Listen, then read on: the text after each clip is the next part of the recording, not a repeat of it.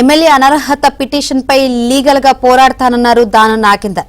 Speaker ఇంకా తనకు నోటీసులు ఇవ్వలేదన్న ఆయన ఒకవేళ ఇస్తే దానికి సమాధానం ఇస్తామన్నారు. నియోజకవర్గ ప్రజల ఆశీర్వాదంతోనే ఇన్నిసార్లు గెలిచానని, ప్రజాసేవ చేయాలన్నదే తన లక్ష్యమన్నారు. పోస్టులు పదవుల గురించి తాను కాంగ్రెస్లోకి పోలేదని, విస్మరించడం వల్లనే మారానన్నారు. చూద్దాం, లీగల్గా ఇంకా ఉంది కదా, సమయం టైం ఉంది కాబట్టి లీగల్గా ఎంతవరకు అయితే అంతవరకు ఫైట్ అయితే చేస్తాం. మనము లీగల్ ఫైట్ చేసిన తర్వాత లీగల్గా మేము ఎట్లా జస్టిఫై చేసుకోవాలనేది చూస్తాము. స్పీకర్ నాకేమి ఇంకా నోటీస్ ఇవ్వలేదు, మరి వాళ్ళకి ఇచ్చినట్టున్నారు, పిటిషనర్కి ఇచ్చి ఉంటాడు.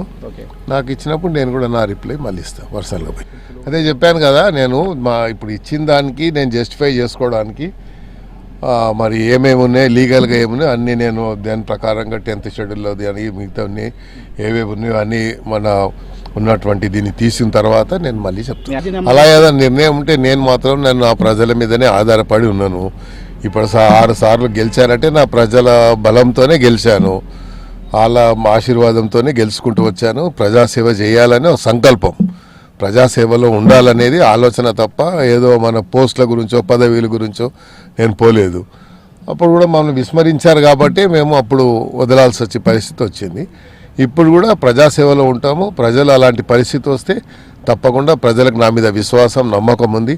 ఎప్పుడు ప్రజల సమస్యల మీదే పోరాటాన్ని కాబట్టి అలాగ నాకు ప్రజలు కూడా సహకరిస్తారనేది నా విశ్వాసం. పిలిచిన తర్వాత ఆయన నోటీస్లో ఏముంటుందో చూసి అది ఆ కంటెంట్ని బట్టి నా రిప్లై ఉంటుంది. చూద్దాం లీగల్